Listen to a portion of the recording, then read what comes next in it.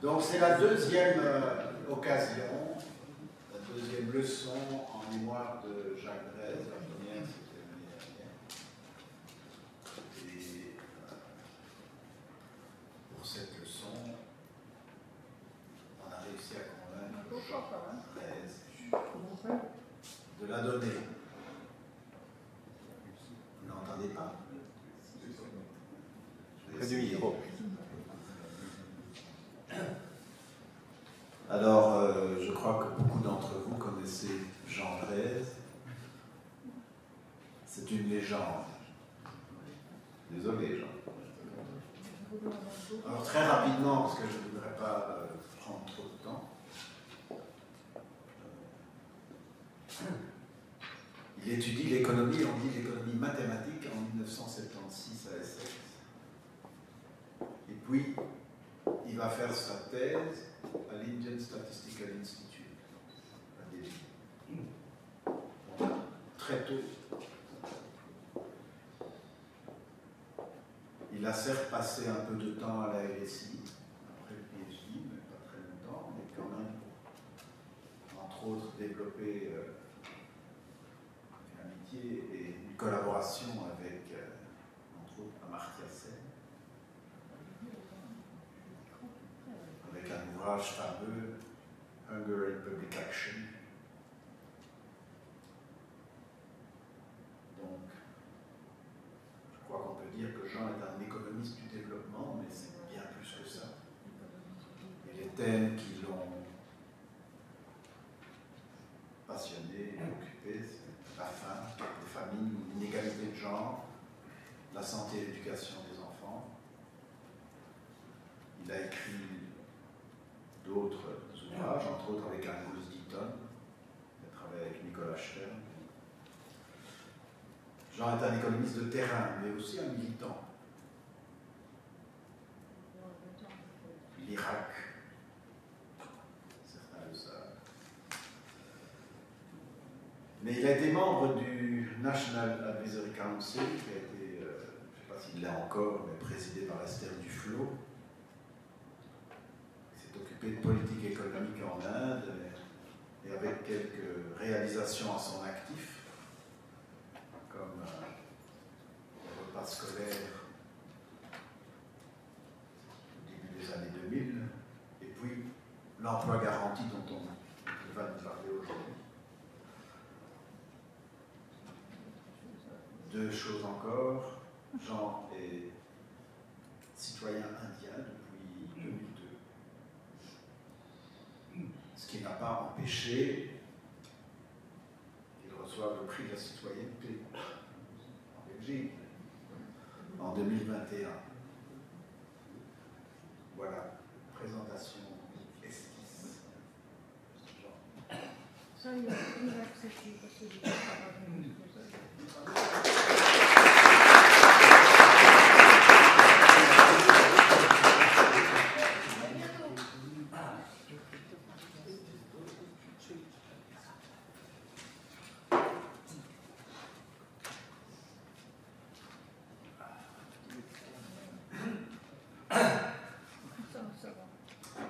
Chers amis et amis, merci de m'avoir invité à être parmi vous aujourd'hui pour cette conférence à la mémoire de Jacques Drèze. Je vais l'appeler Jacques, ce sera plus sympa. C'est bien entendu un moment très émouvant pour moi, parce que c'est à Jacques et aussi à Loïc, qui est aussi parmi nous, que je dois toute l'inspiration et les valeurs qui ont animé ma vie. C'est aussi émouvant de voir dans la salle beaucoup d'autres personnes qui m'ont aussi inspiré. Léon Jojo, qui est mon professeur de latin en particulier. Je ne m'en rappelle plus beaucoup, mais je me rappelle beaucoup d'autres choses que du latin. Geneviève et Félicité Setto, Philippe Helsman, Étienne Mayence et d'autres. Merci d'être venus. On m'a demandé de parler en français. Je n'ai plus du tout l'habitude parce que je suis parti de Belgique il y a presque 50 ans et je n'ai jamais donné une conférence en français. Donc je vais essayer, mais je vous demande à l'avance de me pardonner si je cherche parfois mes mots ou si j'emploie même de temps en temps un mot en anglais. J'ajoute que la présentation est en anglais, mais c'est tout bête, donc je crois que tout le monde va comprendre. Je vais parler de l'emploi garanti en Inde, mais je commence par évoquer la mémoire de Jacques, puisque c'est ça qui nous rassemble. Après son décès il y a 2 ans, j'ai passé quelques jours à fouiller dans ses papiers, au corps et à la maison. Je vous rassure tout de suite que je n'ai rien trouvé de compromettant. De fait, il y avait principalement de l'économie dans ces papiers, mais j'ai quand même trouvé quelques documents intéressants en dehors de l'économie, comme cette caricature qui était affichée dans son bureau. Tu es nul, je m'en fiche, je ferai économiste. J'ai copié ça tout de suite et j'ai maintenant affiché ça dans mon bureau à Rachi, à la mémoire de Jacques. Si vous n'avez pas connu Jacques, vous comprendrez de cette caricature qu'il ne se prenait pas trop au sérieux, en dépit de son immense prestige dans le monde académique. En fait, il était un peu allergique aux gens qui justement se prenaient au sérieux. Une de ses phrases préférées était un aphorisme de Jules Bocage, vous l'avez deviné. À force de péter trop haut, le cul prend la place de ses mains. J'ai aussi trouvé dans ses notes un magnifique poème que certains d'entre vous connaissez peut-être, écrit par Jean Kapchevix, un de ses collègues, en 1989, au moment où Jacques prenait sa retraite et s'apprêtait à partir pour faire le tour du monde envoyé avec Monique. J'aimerais lire une partie de ce poème parce qu'il exprime très bien l'affection que le collègue de Jacques avait pour lui. Et comme Pierre me l'a dit ce matin, ce poème dit tout. Mais je ne crois pas que j'y arriverai sans avoir les larmes aux yeux, donc j'ai demandé à Laetitia de le lire pour moi. Je dis aussi en passant, Laetitia est une amie d'un vieil ami de classe à moi qui s'appelle Benoît Moreau. Benoît a aussi fait une déclamation de ce poème qui est sur YouTube et qui est fantastique.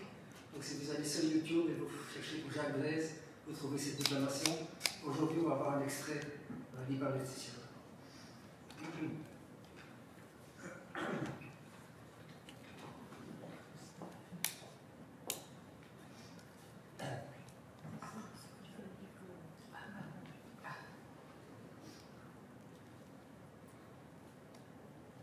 Mon cher Jacques, ma chère Monique, lorsque les alizés, vous l'entendez bien? Là, comme ça? Ok.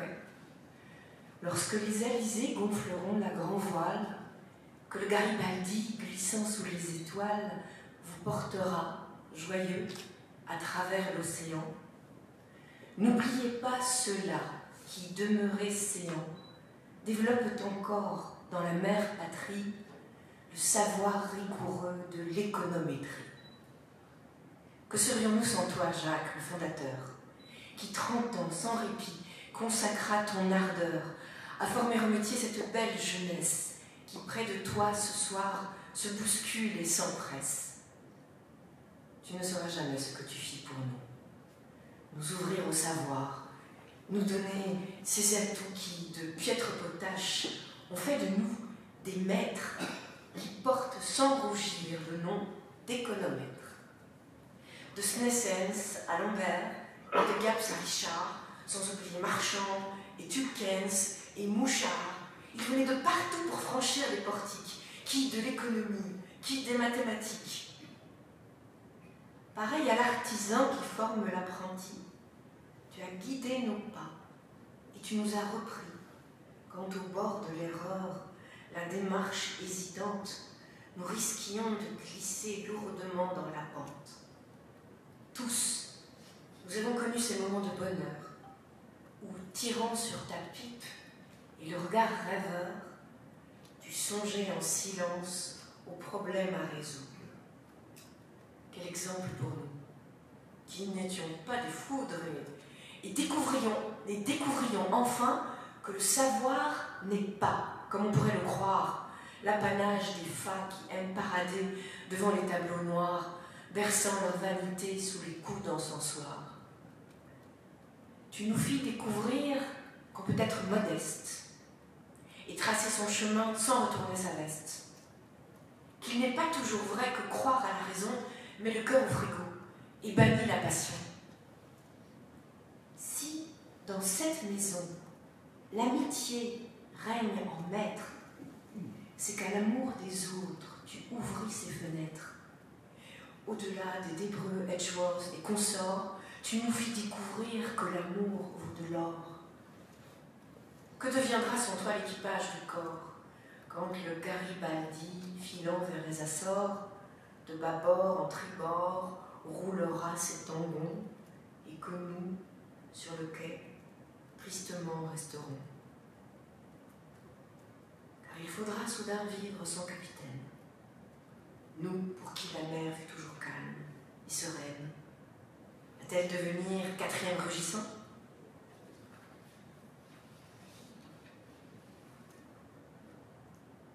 Le corps sera-t-il pareil au bateau ivre, ballotté par les flots, partant à la dérive?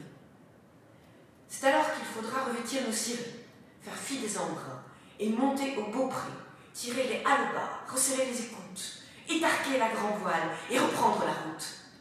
Le corps redeviendra ce superbe bateau qu'il y a 20 ans déjà, tu as posé sur l'eau. Oui, quand vous mouillerez près de la Désirade, n'oubliez pas cela, restez loin des Barbades. N'oubliez pas là-bas votre grande famille qui vous attend déjà au retour des Antilles. C'est vrai, la nostalgie est à fleur de nos peaux. Aujourd'hui que s'apprête à partir le bateau, pareil aux mouettes au-dessus du sillage, nos pensées avec vous partiront en voyage. Mais lorsque dans un an, tirant vos derniers bords, nous vous verrons au loin vous rapprocher du port, les cœurs dans nos poitrines vont battre la chamade quand le Garibaldi entrera dans la rade. Soyez les bienvenus, crierons-nous alors. Que vive l'amitié et que vive le corps.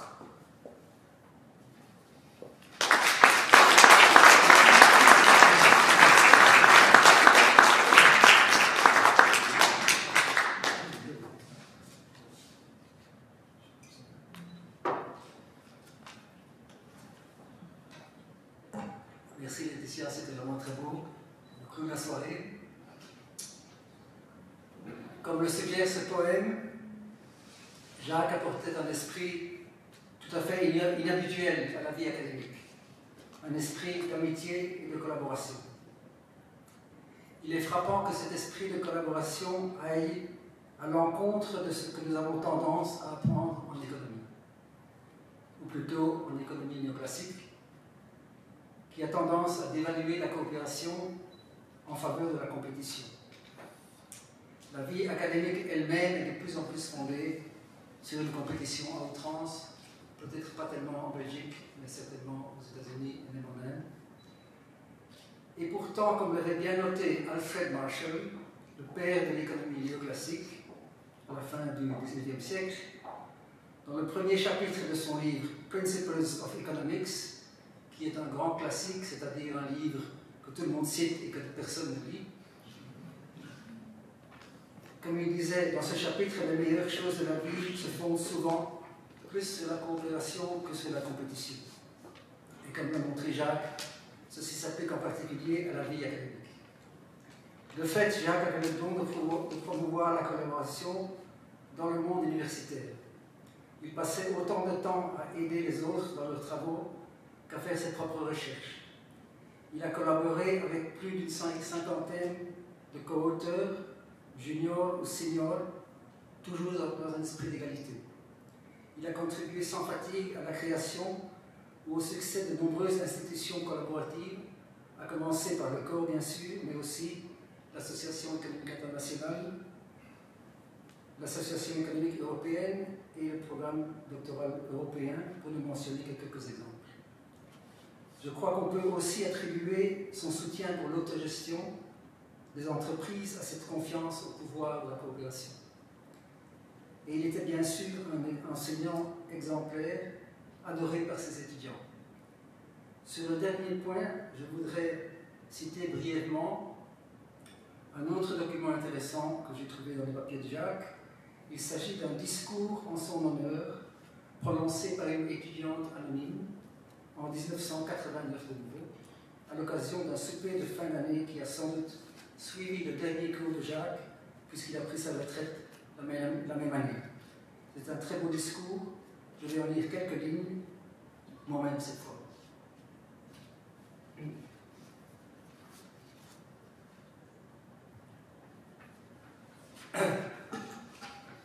Monsieur,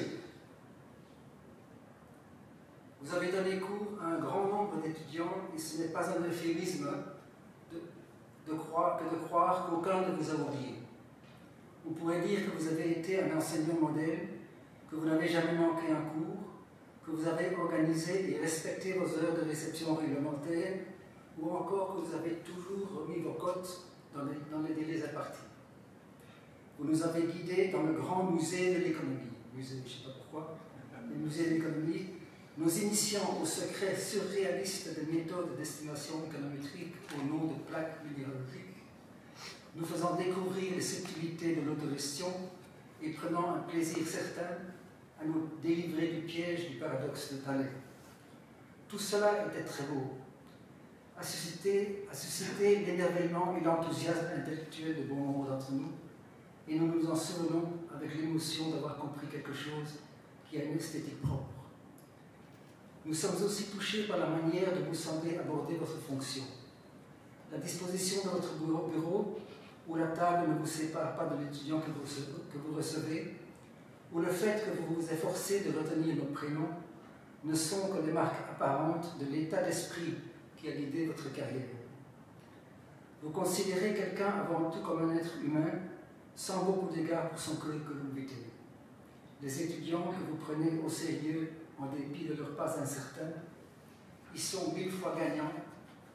Rien n'est en effet plus grandissant pour un jeune qu'avoir l'occasion de parler d'égal à égal avec un adulte qui en ces temps, l'occasion de parler d'égal à égal avec un adulte qui en ces temps et qui se met à son niveau.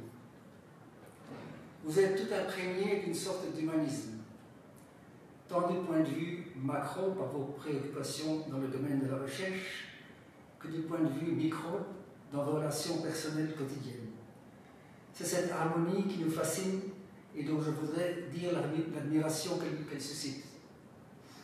Au moment où nous achevons nos études, nous espérons tous devenir, demain, des hommes et des femmes capables de vivre leur idéal dans leur activité professionnelle.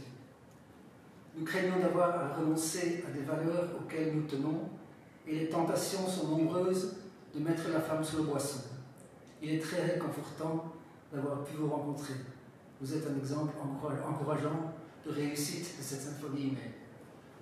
C'est un texte qui m'interpelle, en particulier la phrase sur ce désir de vivre leur idéal dans leur activité professionnelle. Parce que je rencontre aussi beaucoup d'étudiants en Inde qui ont aussi cette aspiration de vivre leur idéal dans leur vie professionnelle, mais qui ne se trouvent pas toujours, qui ne savent pas toujours comment faire ça dans un système qui n'encourage pas nécessairement ce genre d'approche. Voilà, je termine ces réflexions sur Jacques en mentionnant qu'il était un défenseur convaincu du droit au travail. Et c'est la raison pour laquelle j'ai pensé à parler aujourd'hui de l'emploi garanti. Jacques était choqué par la tolérance du chômage en Europe. D'après l'étudiante que je viens de citer, il a même dit lors d'un cours qu'il était saisi aux entrailles par ce scandale.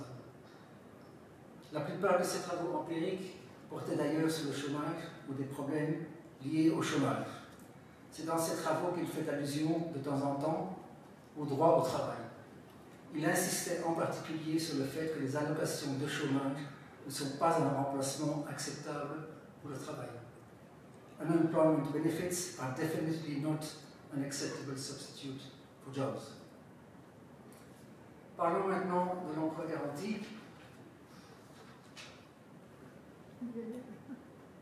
Alors, vous savez peut-être que l'Inde a une loi qui est passée en 2005 qui s'appelle National Rural Employment Guarantee Act, la loi nationale sur l'emploi garanti dans les zones rurales. C'est une loi qui garantit l'emploi sur demande dans des chantiers publics locaux jusqu'à une limite de 100 jours par ménage par an. Cette loi s'applique dans les zones rurales où toutes les personnes adultes sont éligibles. Quelqu'un qui demande du travail sous cette loi n'a pas besoin de prouver qu'il est pauvre ou sans emploi, ni de donner des raisons pour demander du travail. C'est une garantie universelle et inconditionnelle. On peut considérer ça comme un pas vers le droit au travail, même s'il s'agit d'un travail élémentaire. Alors, quelle est l'idée de cette loi? Bien sûr, avant tout, l'idée c'est de réduire la pauvreté et le chômage, mais l'idée est aussi de lutter contre la pauvreté d'une façon constructive, qui contribue à d'autres objectifs sociaux tels que la création d'actifs productifs dans les zones rurales, la protection de l'environnement, l'indépendance économique des femmes et la démocratie au niveau local. L'idée est aussi de donner un peu de pouvoir aux travailleurs, en leur donnant une certaine sécurité et en les aidant à s'organiser. Rappelons-nous que plus de 80% des travailleurs en Inde travaillent dans le secteur informel, où les conditions de travail sont très dures, où il n'y a pas de sécurité sociale et où les travailleurs ont très peu de pouvoir de négociation. L'emploi garanti aide à réduire cette vulnérabilité. Ceci s'applique en particulier aux femmes. Dans les zones rurales, les femmes indiennes ont très peu de possibilités d'emploi rémunérés. Elles travaillent bien sûr beaucoup, mais principalement à la maison ou dans la ferme familiale, sans rémunération.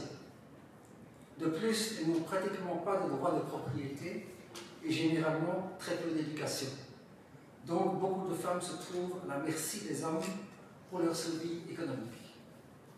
Cette dépendance économique les force à mener une vie de subordination. Pour elles, l'emploi garanti est une chance de se libérer petit à petit de cette situation. De plus, un emploi rémunéré, c'est aussi pour les femmes indiennes un point d'entrée dans la vie sociale, et même parfois dans la vie politique. Il n'est pas surprenant qu'une majorité de personnes qui travaillent sur ce programme sont des femmes, 60% à l'heure actuelle. Je mentionne rapidement en passant que la loi sur l'emploi garanti s'inscrit dans le cadre d'un effort plus large pour mettre en place les fondations d'un système de sécurité sociale. Ces fondations ont jusqu'à présent 5 piliers: les programmes de nutrition et de santé pour les enfants, y compris les repas scolaires, l'emploi garanti dans les zones rurales, les subsides alimentaires de 2 tiers de la population, les allocations maternelles maintenant qui sont un droit légal de toutes les familles indiennes, et les pensions pour les personnes âgées, les veuves et les personnes porteuses de handicap.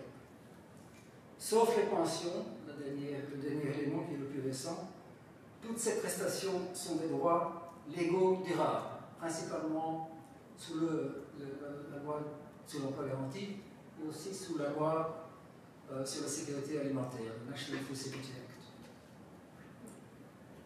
Les montants de ces prestations sont bien entendu assez faibles pour l'instant. Par exemple, les allocations maternelles, c'est juste 6 000 roupies par enfant, ce qui fait 60 €. C'est assez risible, même pour l'Inde. Mais ces montants, bien entendu, peuvent être augmentés au fil du temps, et ce qui est important, c'est d'avoir une fondation solide sur laquelle on peut bâtir. Et je vois qu'à ce point de vue, on a fait beaucoup de progrès. Le gros trou dans tout ça, c'est un système de santé convenable, qui manque tout à fait en Inde. Le système de santé est fort privatisé, commercialisé, exploitatif, et puis un petit secteur public qui ne va pas très loin. Donc ça, là, tout reste à faire. Sinon, on a fait quand même un peu de progrès, mais malheureusement, ces programmes de sécurité sociale ont été fort négligés pendant les 10 dernières années sous le régime de Narendra Modi, que vous connaissez sans doute, qui ne s'intéresse pas fort à ce genre ne s'intéresse certainement pas à ce que les gens aient des droits légaux.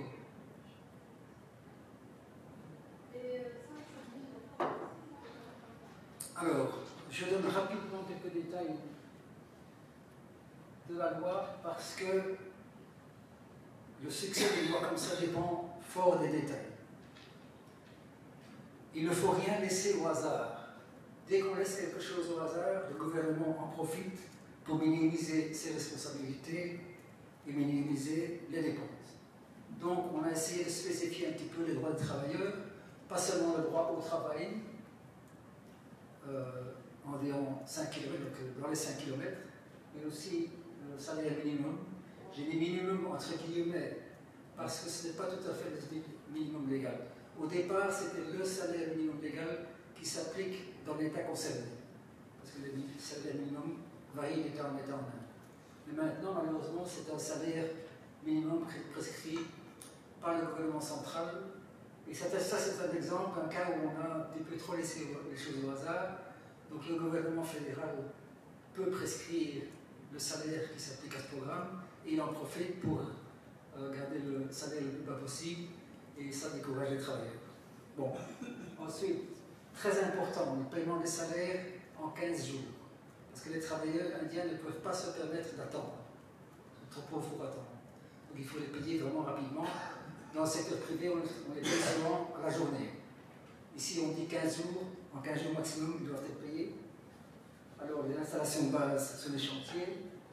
Une allocation de chômage, si on ne donne pas de travail, ou si quelqu'un demande du travail et qu'on ne donne pas de travail en dehors de 15 jours, ils auront à ce moment-là droit à une allocation de chômage. De nouveau, pas grand-chose, mais c'est quand même quelque chose.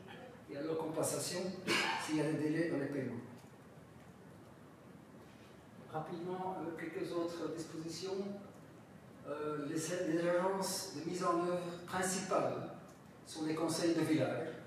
Donc, un conseil de village, c'est un groupe d'une dizaine de personnes qui ont été élues par le village et qui gèrent les affaires locales. Donc ça, ce sont les agences de mise en œuvre principales pour le travail. Les entrepreneurs privés sont interdits. Le coût des matériaux ne doit pas excéder 40% du coût total. Donc il y a quand même, on peut faire des dépenses sur les matériaux, mais pas plus que 40% du total. Le gouvernement central paye tous les salaires et 3 quarts des matériaux. Il y a un fonds, ou en tout cas il est censé y avoir un fonds intarissable qui assure qu'il y ait toujours de l'argent pour payer les gens qui demandent du travail. Et alors il y a beaucoup de dispositions pour enrayer la corruption. Ça prendrait un peu de temps d'expliquer. Ça ne marche pas toujours parfaitement du tout, mais bon, il y a beaucoup de choses pour essayer d'éviter la corruption. Je vais parler d'une de ces dispositions. Alors, rapidement, comment ça marche? En gros, donc, je résume vraiment au maximum. Donc, ces conseils de village, en consultation avec les assemblées du village. Le conseil, c'est un groupe élu. L'assemblée du village, c'est une réunion 2 ou 3 fois par an où tout le monde peut assister, hommes et femmes. Donc c'est une espèce de réunion plénière du village. Donc en consultation avec les assemblées de village, les conseils de village préparent ce qu'on appelle un shelf of projects, c'est-à-dire une liste de travaux qu'on peut mettre en œuvre à court terme. Un puits par-ci, une route par-là, un étang de l'autre côté, l'aplanissement des sols, le reboisement. Il y a pas mal de choses qu'on peut faire dans la plupart des villages, malgré cette contrainte que les matériaux ne doivent pas excéder 40%. On ne peut pas faire des bâtiments, par exemple, c'est trop intensif en matériel, mais il y a beaucoup de choses qu'on peut faire avec moins de 40%, et même souvent avec 100% de dépenses sur les salaires. Donc, d'une part, il y a ce projet de planification auquel les travailleurs eux-mêmes participent, bien entendu, et puis d'un autre côté, les travailleurs intéressés demandent du travail. Ça peut se faire de différentes façons, par écrit, par internet, par téléphone maintenant, même parfois oralement. Donc la demande de travail vient d'un côté, la planification de l'autre, et alors le fonctionnaire responsable au niveau du bloc, qui est une unité administrative entre le village et le district, sanctionne, donc on dit ça, sanctionne, oui, sanctionne les projets au fur et à mesure qu'il y a une demande de travail. Donc pour s'assurer qu'il y ait toujours qui travaillent autour de nous. Alors, sur le chantier, il y a un chef de chantier qui surveille et qui note la présence des travailleurs dans un document qui s'appelle Muster Roll, qui est une espèce de liste, un registre de présence. C'est un document très important, puisque c'est à partir de ce registre qu'on va faire le paiement des salaires. Les salaires sont payés directement par le gouvernement fédéral dans les comptes bancaires des travailleurs. Et alors à la fin, il y a un ingénieur qui est censé venir et voir si on a bien fait le travail. Bon, ça, c'est la façon dont ça doit se passer selon la loi. C'est pas toujours tout à fait suivant les règles, bien entendu, mais bon, il y a des États où on fait ça très bien, il y a des États où ça ne va pas trop. Mais bon, ça, c'est la façon dont c'est censé se passer. Je vais avoir besoin de...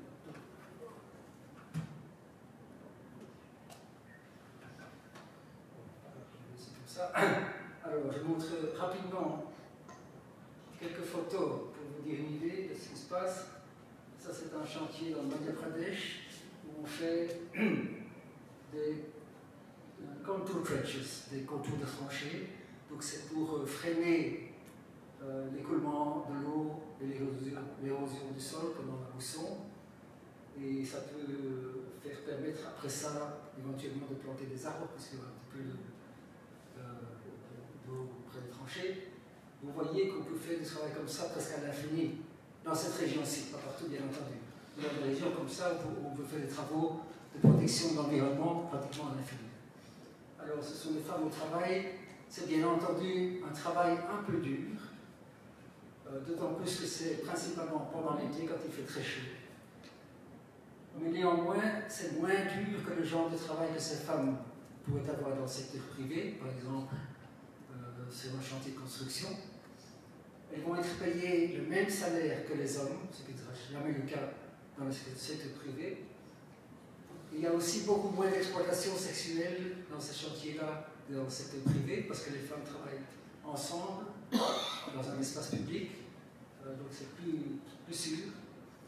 Et donc c'est de nouveau pour ça que pour les femmes c'est un programme assez attrayant. Alors un petit chantier encore ici, on fait un étang ici au Bihar, où on approfondit peut-être un étang. C'est de nouveau assez utile parce qu'on va pouvoir envoyer l'eau pour irriguer les terres alentours, abreuver les vaches et les buffles et tout ça. Et avec un peu de chance, on peut aussi élever des poissons. Ça, c'est un étang ou un vachera où on fait des poissons, qui est aussi assez productif. Je dis rapidement un mot sur les puits parce que ça m'intéresse assez bien. Dans l'état où je vis au Jharkhand, qui est un des États les plus pauvres et les plus mal gérés en Inde, où le programme ne marche pas vraiment du tout comme il devrait se passer. On a néanmoins fait de très beaux projets, comme la construction de plus de 100 milliers de puits comme ceci.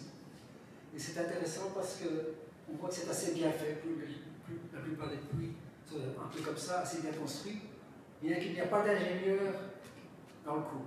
C'est fait par des travailleurs locaux qui ont manifestement des qualifications informelles qu'on peut assez bien employer. Donc ils font le puits, on peut faire ça avec 40% de matériaux. C'est très utile parce qu'on peut irriguer les terres alentours. C'est encore plus utile si on fait aussi l'arrondissement des sols autour du puits, de nouveau sur le même programme. Et ça permet donc de faire 2 ou 3 récoltes par an plutôt qu'une récolte et de faire des produits plus rentables et plus nutritifs que le riz par exemple, comme des légumes. Donc c'est vraiment très bien. Et ce qui est intéressant, c'est que ça c'est le genre de projets qui sont rentables d'un point de vue purement financier.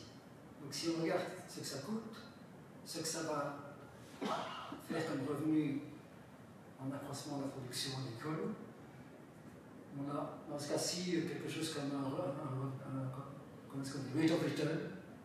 Philippe, rate of return. Hein? Bon, vous comprenez. 6%, donc c'est mieux que de mettre son argent à la banque.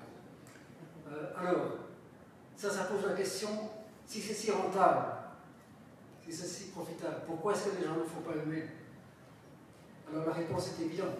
Il y a des gens qui le font, principalement les fermiers riches. Ils font ça. Mais les petits fermiers, et au Jharkhand, ce sont presque tous des petits fermiers, ils ne peuvent pas le faire, parce qu'ils n'ont pas de capital, ils ne ne peuvent pas emprunter facilement et ils ne peuvent pas prendre le risque. Parce que quand on fait un puits, ça peut s'effondrer quand on construit. Si ce n'est pas terminé quand la mousson arrive, ça va s'effondrer. Donc il y a une petite minorité de puits qui s'effondrent, ce qui veut dire que construire un puits, investir dans un puits, c'est risqué. Donc les gens ne le font pas eux-mêmes. Et ce programme d'emploi garanti, je vais l'appeler NAREGA, c'est ça comme ça qu'on l'appelle en Inde, c'est un programme qui permet à ces petits fermiers de faire des investissements productifs qu'ils ne savent pas faire eux-mêmes. Ils ont besoin de faire cette première étape qu'ils ne peuvent pas faire eux-mêmes, et après ça, ils font un très bon usage des actifs qu'on a produits. Même chose avec les plantations de manguiers, mais je vais sauter ça. Alors, il faut être honnête et admettre qu'il y a aussi beaucoup de chantiers comme ceci. On n'a rien fait que de symbolique. C'est soi-disant l'appauvrissement des sols, qui de nouveau peut être très utile, mais on a fait ça un peu comme ça.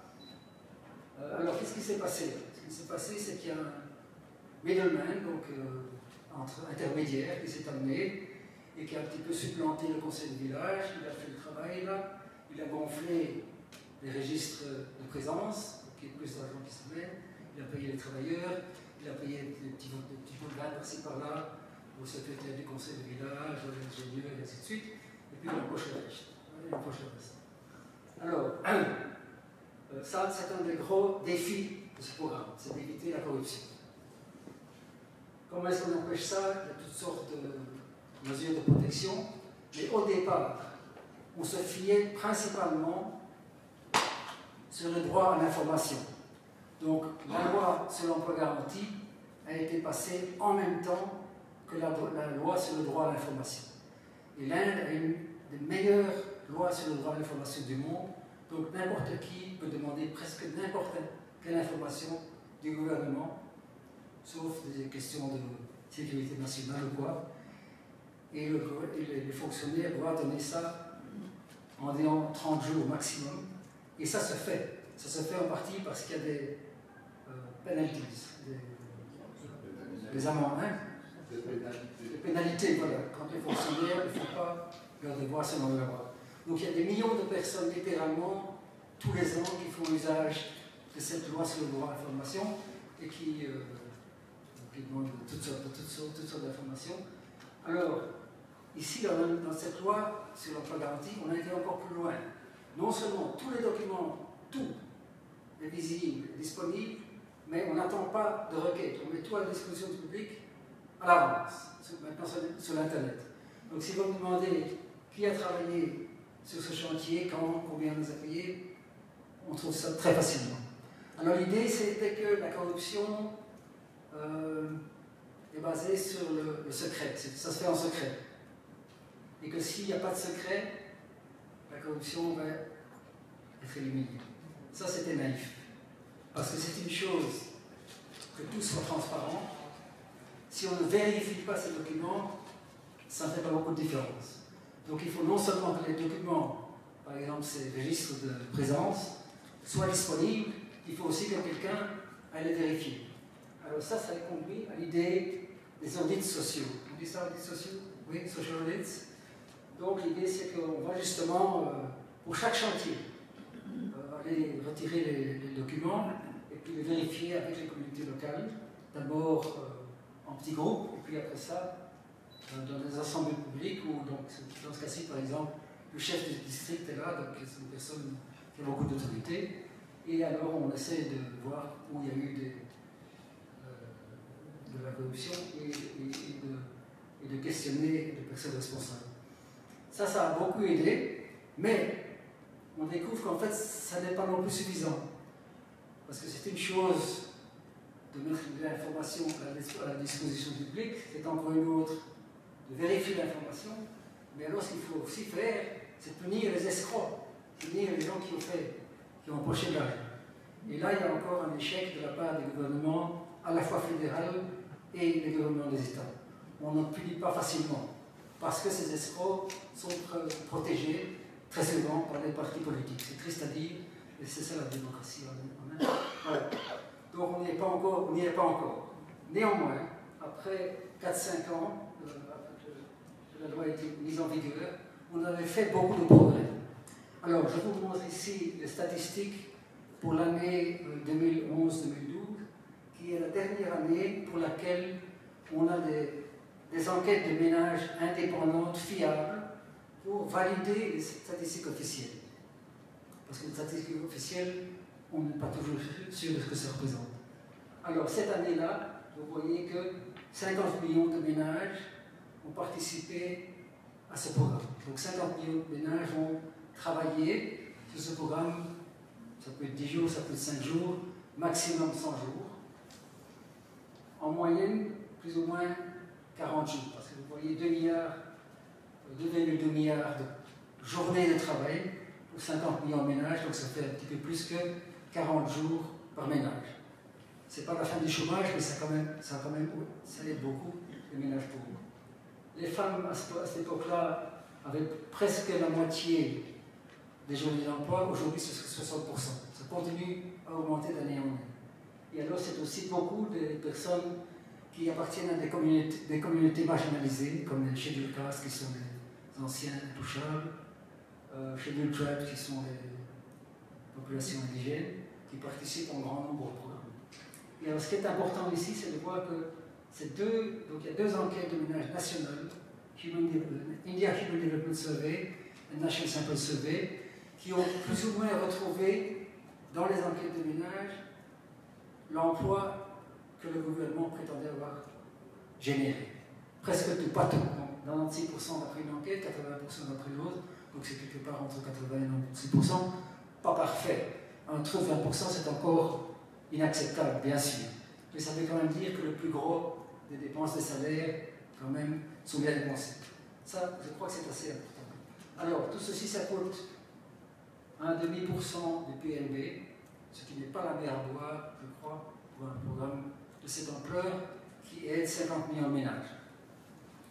Néanmoins, on peut demander, bien sûr, parce que Philippe est ici, je m'empresse d'ajouter qu'on peut demander s'il y a pas moyen de faire encore mieux avec 10% du PNB pour aider les pauvres.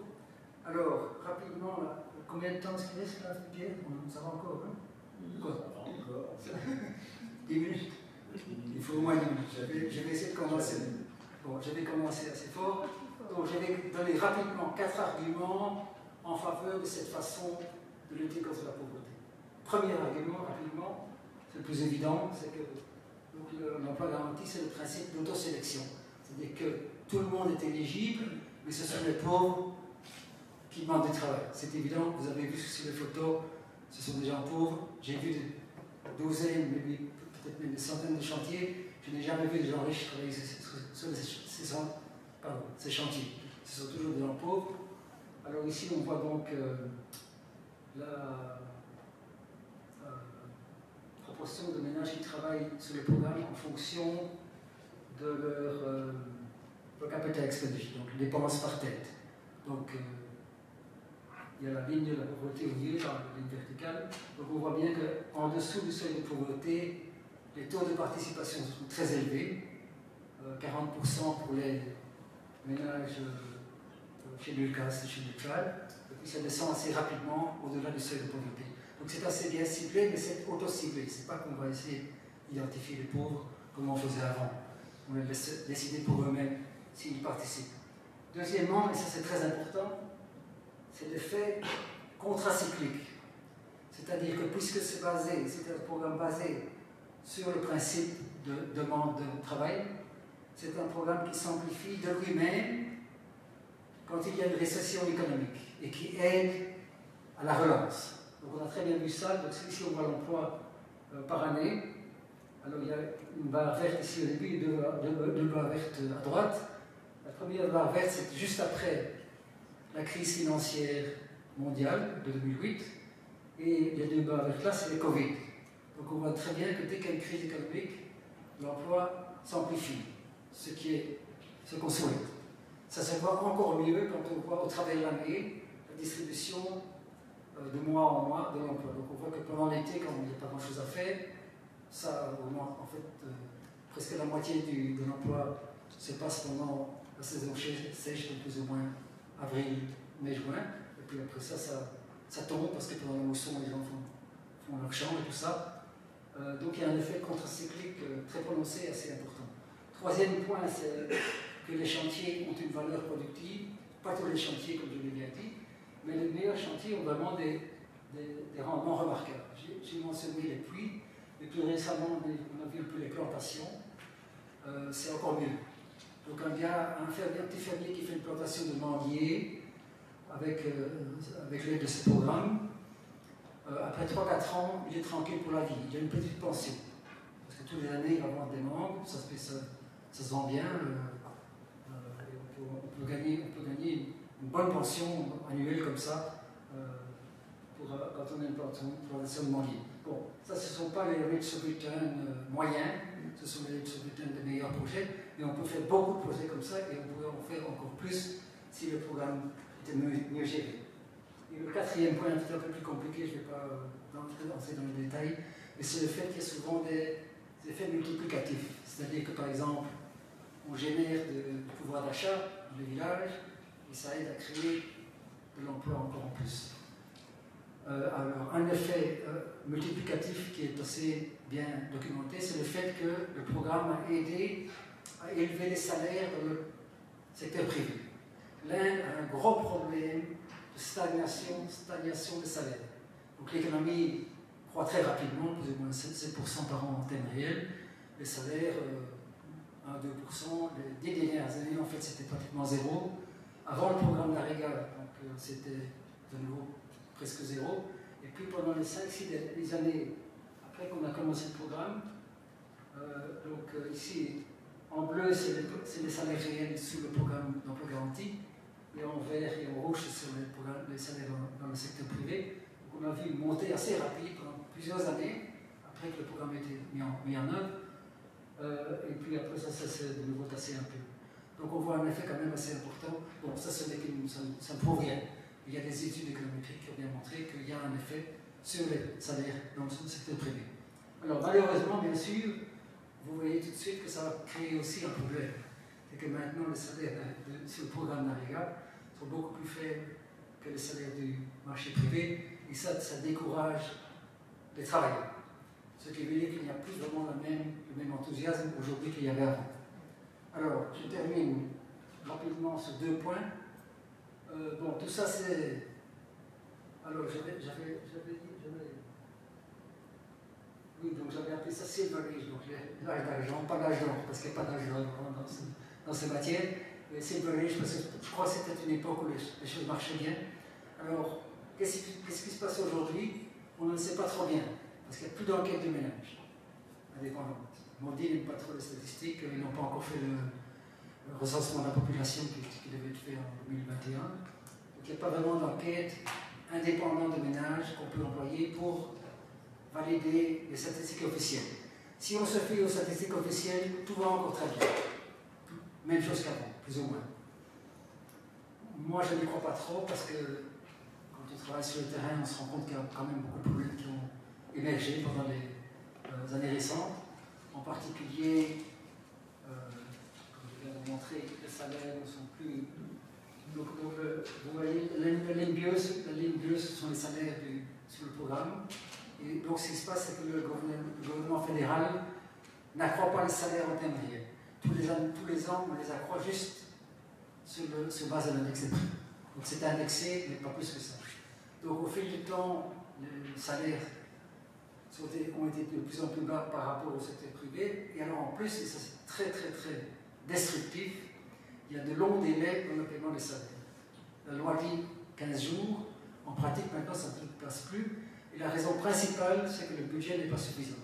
Donc en principe, il n'y a pas de budget. En principe, il devrait y avoir un fonds intarissable où il y a toujours de l'argent.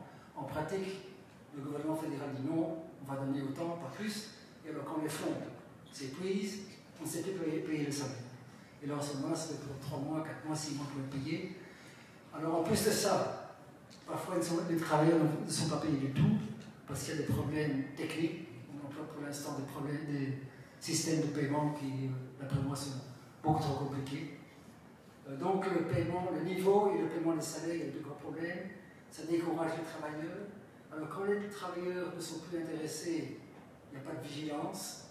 Quand il n'y a pas de vigilance, les intermédiaires privés s'amènent, la corruption augmente, et quand la corruption augmente, ça intensifie la carence de fonds, parce qu'il y a beaucoup de fonds qui se perdent. Donc il y a un petit peu un danger maintenant d'un cercle vicieux de carence de fonds, délai dans les paiements de salaire, démobilisation des travailleurs et corruption. Moi, je crois, je pense, en tout cas dans l'état où je vis, le Jharkhand, je crois qu'il y a un truc comme ça qui se passe pour l'instant. C'est un petit peu une phase de crise. Maintenant, tous ces problèmes peuvent être résolus. Si on veut, on peut mettre plus d'argent au programme, on peut payer à temps, on peut punir les escrocs, tout ça, ça peut se faire. Mais ça demande une certaine volonté politique, qui je crois manque pour l'instant, parce que le gouvernement actuel ne s'intéresse pas. En fait, j'ai oublié de m'enseigner, voilà, il y a une ligne rouge aussi. La ligne rouge, c'est l'année où Modi est venu au pouvoir. On voit tout de suite que les dépenses ont été réduites. Et en fait, ils ont essayé cette année-là de restreindre le programme à des districts spécifiques. Ça n'a pas marché parce qu'il y avait eu trop de protestations. Mais bon, on sait bien que le gouvernement actuel ne s'intéresse pas trop à ce programme, qui ne donne pas suffisamment d'argent. Alors, la volonté politique, il y en aurait plus si les travailleurs étaient organisés. Alors, je rappelle que l'un des buts de cette loi, c'était justement d'aider les travailleurs à s'organiser. Ça, c'était vraiment très important au départ, dans la vision du départ. On croyait vraiment à ce moment-là que dès que la loi sera en marche, il y aura des syndicats de travailleurs ruraux qui vont apparaître un peu partout, que ça va être un petit peu tout un mouvement dans le monde du travail. Et ça ne s'est pas vraiment passé, ça s'est passé dans certains endroits, mais pas partout. Et à cause de ça, les travailleurs n'ont toujours pas beaucoup de pouvoir et ils n'ont pas beaucoup de bargaining power, parce que s'ils font la grève, bon, tout le monde s'en fout, donc ils n'ont pas vraiment facilement de pouvoir de négociation. Donc la volonté politique manque et l'organisation des travailleurs manque. Je crois que le futur dépend beaucoup d'efforts plus efficaces pour organiser les travailleurs. J'avais commenté un petit peu sur le... Non, on va en parler plus tard. Je voulais parler un tout petit peu de la pertinence de tout ceci pour l'Europe. Je vais laisser ça au débat, je crois, parce que je crois que Philippe a des choses à dire là-dessus. En deux mots. Hein. Comment? Ça va bien, ça, on entend mieux. En deux mots, je croyais auparavant que, bon, d'abord, il est clair pour moi que c'est une expérience extrêmement importante pour le monde entier parce qu'il a démontré qu'une loi sur l'emploi garanti est possible et il l'a démontré pas juste pour une année ou deux, mais pour presque 20 ans dans un pays de plus d'un milliard de personnes. Donc ça, c'est une expérience très positive malgré tous les échecs qu'il y a pu y avoir. Certainement pertinente pour les pays pauvres. Les pays riches, c'est pas évident. Je croyais auparavant que c'était pas possible dans les pays riches parce que les salaires sont trop élevés, mais en fait, ce n'est pas vrai. Ce n'est pas vrai parce que si on voit le rapport du salaire minimum au PNB par tête, il est le même en Inde et en Belgique. Donc en fait, on peut se le permettre. Et en plus, en Belgique, quand quelqu'un est au chômage, il faut payer des allocations de chômage. Et je crois que c'est plus ou moins 2/3 du salaire minimum, ou je ne sais pas, peut-être la moitié, 2/3. Donc il suffit de rajouter l'autre moitié ou l'autre tiers, le tiers dans le camp, et on peut mettre la personne au travail au salaire minimum, plutôt que laisser les gens sans travail. Bon, je ne dis pas qu'il faut faire un programme d'emploi garanti tout de suite en Belgique. Mon frère Benoît, qui en sait beaucoup plus que moi, me dit qu'il n'y aura pas beaucoup de demandes pour ce genre de travail. Mon ami Isabelle, qui était là, mais je crois qu'elle était partie, Isabelle Ferreras, qui en sait aussi assez long, dit non, il y aura, non, ça peut se faire, il y aura une demande de travail. Bon, donc il faut un peu penser à quel genre de travail est-ce qu'on peut offrir, comment ça va se passer, et ainsi de suite. Ce que je dis tout simplement, c'est qu'il ne faut pas exclure ce genre de programme dans les pays européens ou aux États-Unis. Voilà, je crois que je vais finir ici. Merci encore. Et grand travail, de toute façon, il ne faut pas oublier. Merci.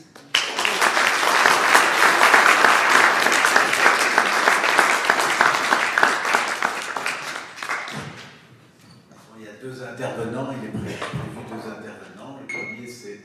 van der Linden, économiste du travail de notre université. Donc, Bruno, c'est à toi. Et puis ensuite, Philippe Van Parijs, qui interviendra en dernier.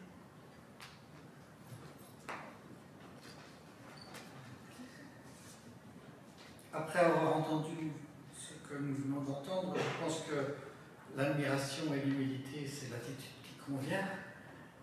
Et le hasard sans aucune coordination, c'est que, ne connaissant rien à l'Inde, j'ai opté pour traiter justement de la question est-ce que dans nos pays, un système de ce type-là pourrait avoir un sens, un avenir. Et donc, je vais commencer par esquisser très vite quels seraient les contours d'une garantie d'emploi en Belgique ou en Europe. Il me semble que, bon voilà, ce serait sous certaines conditions d'âge et de résidence dans un pays, toute personne aurait la garantie effective de trouver un emploi qui serait accessible dans certains secteurs de l'économie, éventuellement, le cas échéant, moyennant une déqualification. Et comme dans le cas de l'Inde, il faudrait une institution publique qui garantisse ce droit, mais qui fasse sans doute jouer pas mal d'acteurs locaux, comme on l'a vu ici, pour être proche de réalités de terrain et de besoins du terrain. Je crois qu'il serait aussi un élément important, ce serait de définir une liste d'activités qui sont permises dans ce type d'emploi pour éviter un effet d'éviction d'emplois existants privés, ce qui serait quand même un effet collatéral dommageable, je pense, dans le cas de pays comme le nôtre. Le détail serait important. Il faudrait qu'un niveau de rémunération soit convenu, une durée de contrat soit précisée, et selon ces niveaux-là, un certain nombre de choses que je vais évoquer vont être pertinentes ou ne le seront pas. Alors, dans le contexte actuel, on peut se poser une première question qui est est-ce que ce ne serait pas une proposition désuète pour nos pays? Alors, on vit dans une région où le chômage a été très important et est encore important aujourd'hui, même s'il a pas mal diminué. Mais le corollaire qui est implicite à ce type de proposition, c'est qu'une économie de marché ne peut pas réaliser le plein emploi par elle-même et qu'il faut donc créer un système qui permet de compenser ce problème.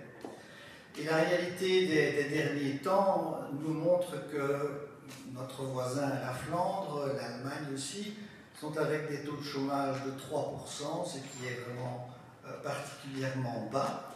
Et donc, cette question de garantie d'emploi dépassée ou pas me semble quand même une question à poser avant d'aller plus loin. Alors, je ne pense pas qu'elle est dépassée et quelques éléments suivants m'aident à avancer cette idée.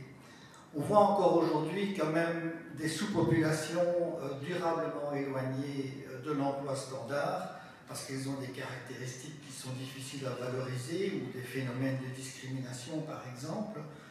On voit aussi pas mal de personnes qui sont dans des emplois qui sont pseudo-indépendants, qui sont des emplois parfois aussi extrêmement flexibles avec des rémunérations pas toujours remarquables. Puis, une autre chose qui n'est pas nécessairement une photo du présent, mais qui est quelque chose de très important, c'est qu'on sait que nos économies sont extrêmement volatiles. C'est un thème cher à Jacques Drès que j'évoque ici en 10 secondes. C'est cette volatilité de nos économies qui induit une volatilité ou de l'emploi ou des rémunérations est un réel problème pour les travailleurs puisqu'il n'y a pas d'assureur privé qui va venir couvrir ce risque. Et donc, étant donné cette volatilité, même si nous avons des systèmes d'assurance chômage avec toutes leurs limites, on peut très bien imaginer qu'un système de garantie d'emploi joue un certain rôle de buffer cyclique, et ça rejoint une des dimensions dans les arguments que Jean a mentionnés dans le cas de l'Inde. Et puis, nous sommes devant des bouleversements environnementaux plus graves que ceux que nous vivons déjà. Nous voyons des innovations technologiques radicales comme l'intelligence artificielle qui induisent des questions que je reprendrai brièvement dans un instant sur le futur de l'emploi. Mais en 2 mots, on sait très bien que ça va entraîner des réallocations massives d'emplois, des destructions nettes d'emplois peut-être aussi. Et donc, même si aujourd'hui nous avons des taux de chômage très bas en Flandre, en Allemagne, et qui sait, peut-être encore en Wallonie dans un futur très très proche, nous ne sommes pas du tout devant un futur qui est très calme, si bien que je crois qu'il y a de la matière à aller plus loin avec la réflexion sur cette proposition pour nos pays.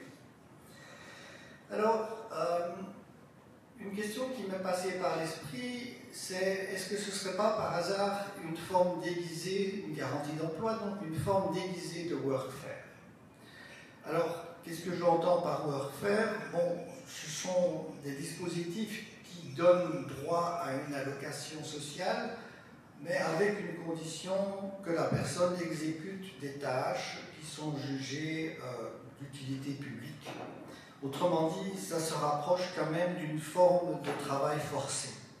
Alors cette question que je pose ici peut paraître saugrenue dans la mesure où l'emploi garanti, c'est pas ça, c'est pas une allocation sociale, on parle de salaire.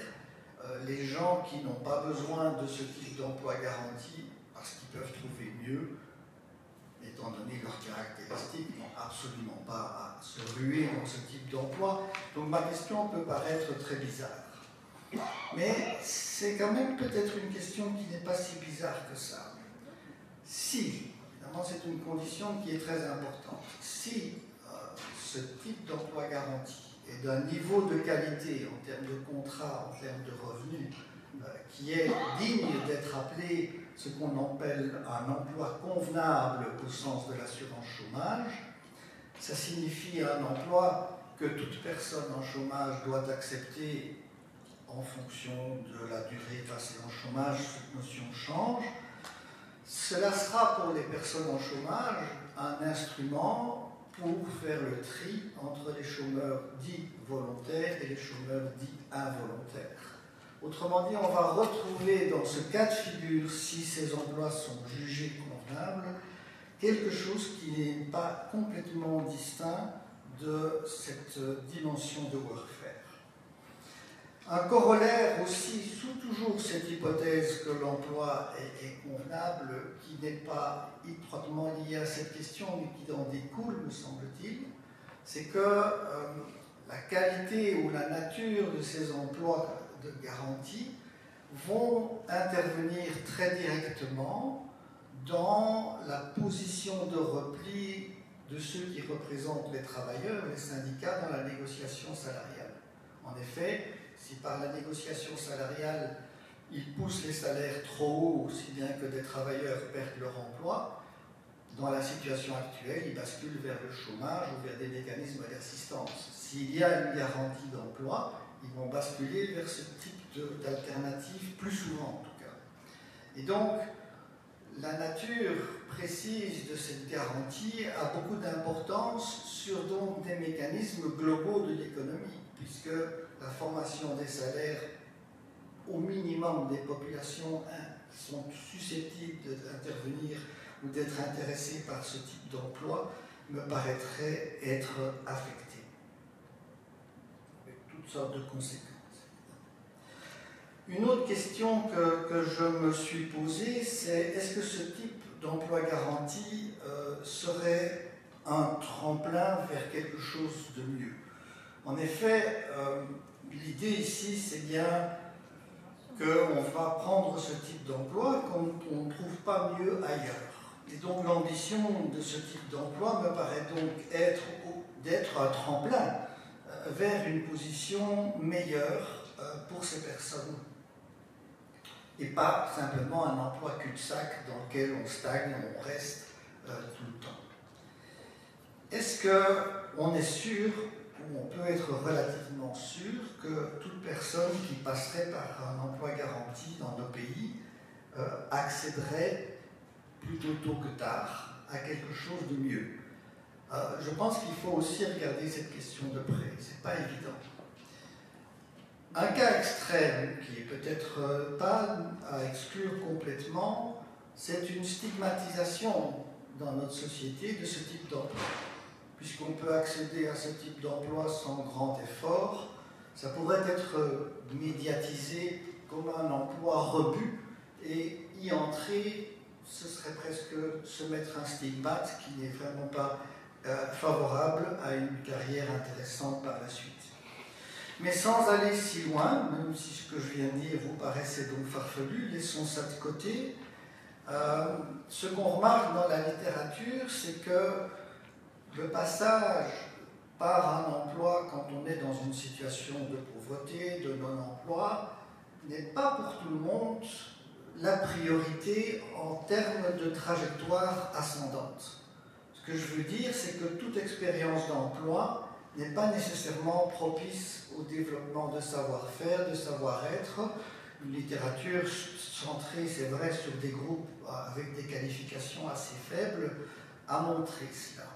Et donc ici, je me dis, il peut y avoir une mise en garde, les priorités pourraient, dans un certain nombre de cas, être ailleurs. Autrement dit, il y a probablement pour certains groupes des sortes de prérequis qui seraient nécessaires avant de pouvoir accéder à ce type d'emploi.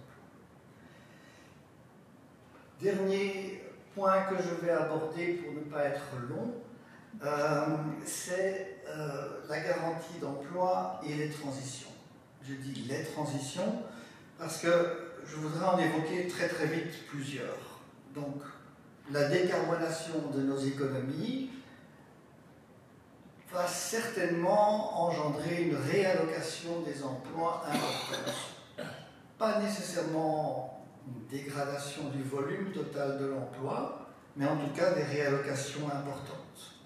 Et si, comme malheureusement nous sommes partis, nous ne décarbonons pas à temps nos économies, les sinistres environnementaux vont détruire des activités dans des zones géographiques particulièrement malmenées par les sinistres environnementaux, ce qui va engendrer des flux migratoires vers nos pays, ce qui en retour va affecter de nouveau une partie de nos travailleurs.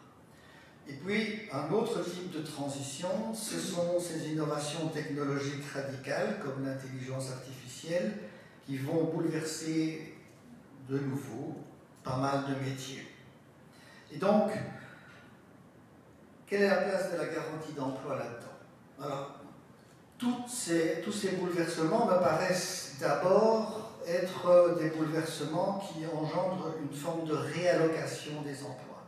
Ce qui veut dire que ce n'est pas nécessairement une rareté absolue de l'emploi qui va être engendrée, mais plus des changements de métiers qui seront profonds. Et donc, la priorité est peut-être ailleurs à ce moment-là, c'est d'aider les travailleurs à faire ce pas de cette réallocation, donc de les accompagner de manière adéquate. Mais, il me semble que, sans être trop pessimiste, il restera des groupes, que ce soit des travailleurs plus âgés ou d'autres groupes, qui ne seront pas capables de vivre cette réallocation vers ces emplois induits nouveaux par les nouvelles technologies ou par ce qui va venir en termes de changement environnemental ou des politiques qui essaient de faire face au changement environnemental. Et donc, pour ces groupes, plutôt que de mettre leur savoir-faire au rebut, peut-être que la garantie d'emploi pourrait être une solution. J'en reste là. Vous n'aurez pas eu des décomptes, vous ne saurez pas si, du point de vue des finances publiques, c'est jouable, mais ça, c'était une ambition inatteignable pour moi.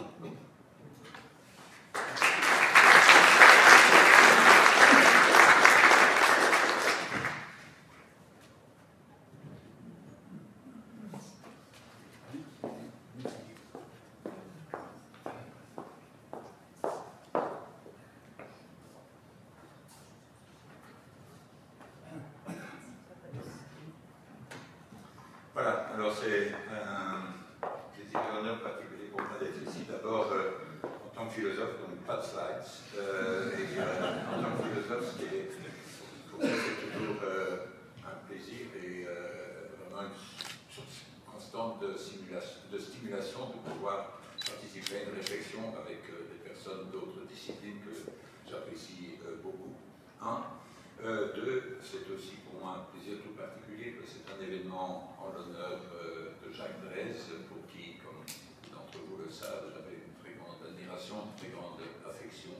Ça a été pour moi un grand honneur aussi de pouvoir, en présence de Monique, faire son éloge récemment à la classe de lettres et de sciences morales et politiques de l'Académie royale mondiale. Moi, je prends le monde. Et troisièmement, c'est aussi un grand honneur et un plaisir de pouvoir le faire en commentaire d'une intervention de gens que je connais aussi depuis longtemps et avec qui, en guise de transition, mes propos prolongeront la réflexion de Bruno et qui sont un peu plus austères. Et je vais vous raconter une petite anecdote parce que le moment où j'ai le mieux connu les jours où j'ai le mieux connu Jean Drèze ont commencé à 5 ou 6 heures du matin dans une petite gare qui se situait quelque part entre Bénarès et Calcutta, où Jean m'attendait sur le quai. Je quittais à ce moment-là un wagon de 3e classe pour lequel Jean m'avait procuré un ticket. Et je sortais, ça a été le début de quelques jours absolument extraordinaires qu'on a passé ensemble à ce moment-là, y compris alors un soir on arrive à la nuit tombée dans une entreprise minière, de mine de charbon, et on n'avait pas d'endroit pour dormir, et on demande au gardien à l'entrée s'il y a moyen, mais pas de chance, le directeur de l'entreprise est déjà allé se coucher. Donc heureusement, il y a son fils qui était de passage et qui avait travaillé dans un navire russe. Et donc il avait une certaine sympathie pour les Européens de manière plus générale et il s'est dit on va pouvoir faire quelque chose. Et donc on a bien voulu nous conduire dans un dortoir qui était vide, où il y avait un certain nombre de lits. Et un peu perplexe parce qu'immédiatement les gars qui nous avaient conduits se sont mis à rapprocher de lits l'un de l'autre et à pouvoir, auparavant il y avait une moustiquaire par lit et puis ils sont mis à mettre une moustiquaire sur les 2 lits conjointement. Alors on a dit que c'était vraiment pas nécessaire et donc manifestement ils se sont dit que si on va arriver là-bas de manière tout à fait improvisée, 2 Européens chevelus, barbus, ça ne pouvait être qu'un couple gay. Et bon, j'ai de ces quelques jours beaucoup d'autres souvenirs émouvants, je veux dire, y compris on est allé visiter une série d'initiatives locales impliquées dans la basic education de base. Je présume que c'est aussi un des points faibles à certains endroits en Inde, outre le problème des soins de santé, c'est la qualité de l'éducation tant publique que privée est bien trop chère. Bien. Alors, bon, ce que donc je voudrais faire ici, hein, c'est évidemment pas du tout descendre en flamme, surtout après ce que j'ai dit, ce à quoi Jean a consacré toute son intelligence, toute son énergie au fil du temps, c'est Basic Education Initiative, mais alors surtout ce programme extrêmement impressionnant dont il nous a présenté un certain nombre d'aspects il y a un instant. Mais je voudrais donc, dans le prolongement de ce qu'a dit Bruno, et donc en reformulant certaines des choses qu'il a dit, m'interroger sur un paradoxe. Et pourquoi est-ce que vraiment j'admire et j'approuve vraiment sans autre réserve que celle que Jean a formulée lui-même, le programme d'emploi garanti mis en place en Inde. Pourquoi est-ce que par contre j'ai les plus grandes réserves à l'égard des propositions de garantie d'emploi en Belgique, et notamment celles qu'on a eu l'occasion de discuter ici à Louvain-la-Neuve avec Paul Magnette, parce qu'il fait effectivement dans son livre La vie large, un manifeste éco-socialiste, il fait une proposition d'emploi garanti. Alors pourquoi un comment paradoxe, et pourquoi est-ce que je trouve que c'est une très bonne idée dans un cas et pas du tout seulement une bonne idée sous des conditions très strictes dans l'autre cas. Alors pour ça, un petit retour dans le passé. En fait, quant à sa structure, pas du tout dans le détail, ce qui a été réalisé en Inde est quelque chose qui, quant au principe, ressemble fort à quelque chose qui a été proposé il y a bien longtemps par un de nos prédécesseurs ici à l'université de Louvain, à la fin de son premier siècle d'existence, environ de l'université, de l'auteur de ce dont je vais parler. L'auteur en question, c'est quelqu'un qui s'appelle Jean-Louis Vives, Juan Luis Vives, qui était une des premières recrues, il avait 24 ans, recrue du collège Collegium Trilingue, du collège des trois langues à Louvain, le premier à être engagé par Erasme dans ce contexte. Et l'auteur d'un petit livre qu'il a terminé de rédiger quand il était en visite chez Thomas More à Londres, sous le titre Des subvenzioni popolo, de l'assistance aux pauvres.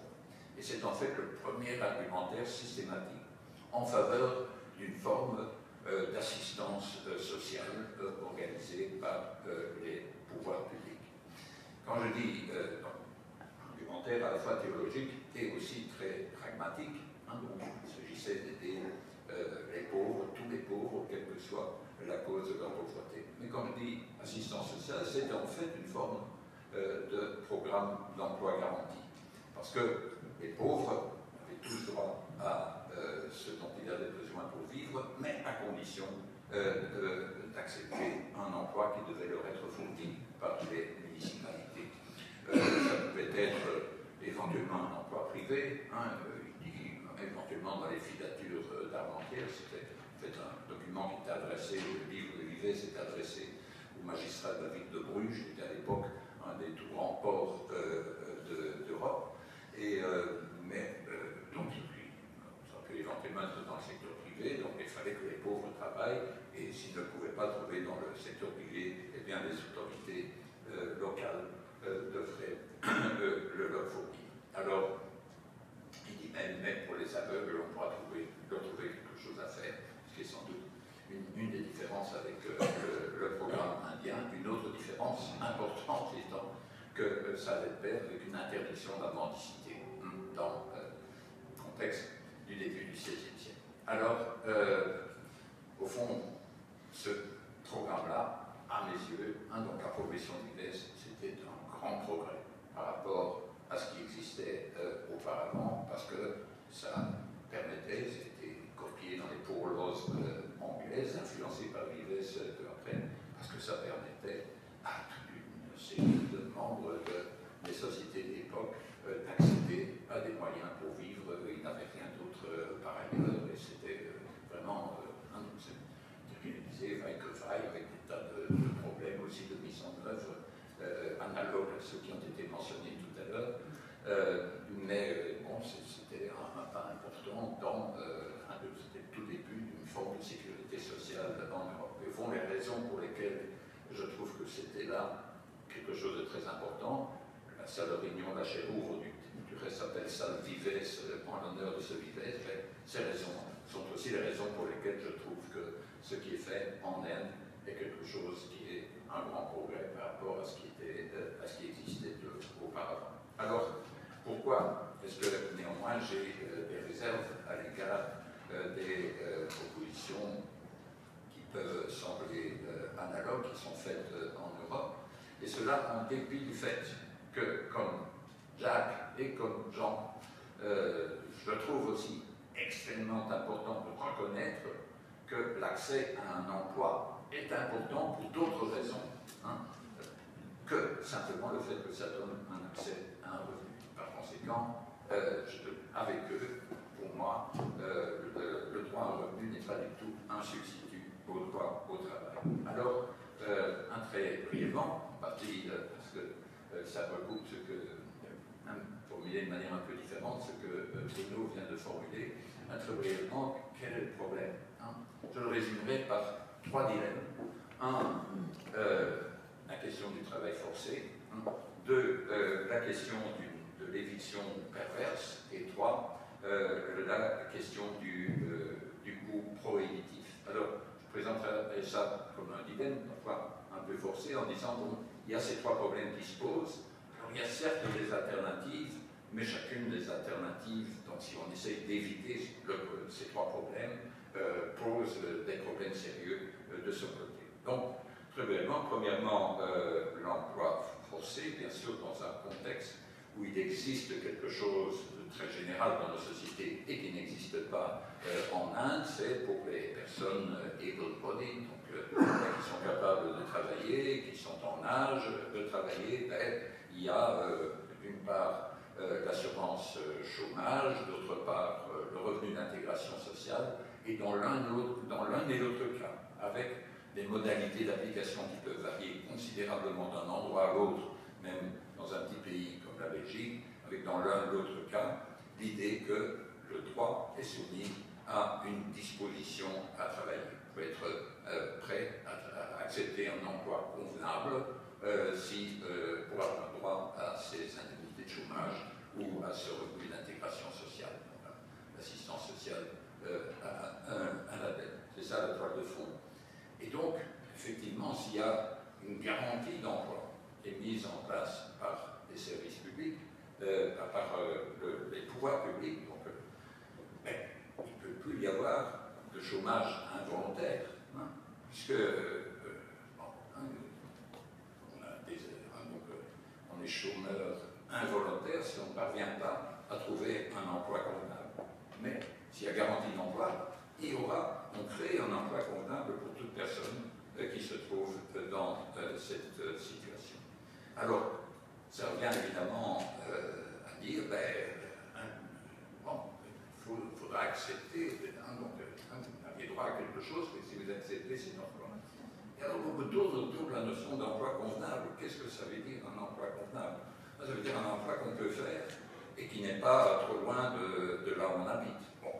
Alors, imaginez les docteurs en philosophie qui, vu la pléthore de docteurs en philosophie, beaucoup plus qu'il n'y a de postes en philosophie, qui n'a pas d'emploi. Mais par contre, il y a droit à ce que les autorités, les pouvoirs publics fournissent un emploi, et justement, il y a un emploi, on peut lui fournir un emploi de plongeur dans une cantine d'une école communale de Molenbeek. Bon. Alors, est-ce que c'est un emploi convenable? On va se dire, oui, mais qu'est-ce que ça veut dire convenable? Est-ce qu'il faut que ça corresponde à la qualification de la personne? Bon.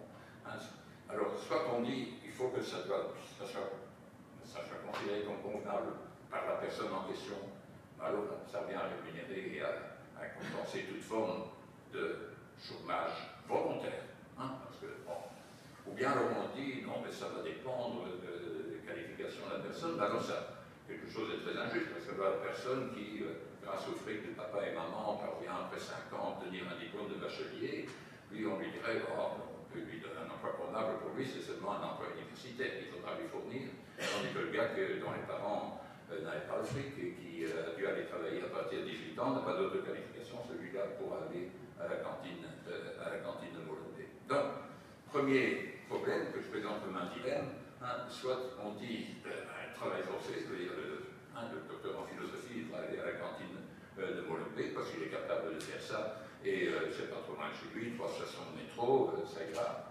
Et alors ça semble effectivement quelque chose comme un travail forcé, simplement. Soit on dit non, c'est pas ça, mais alors, qu'est-ce que c'est ce qu'on dit?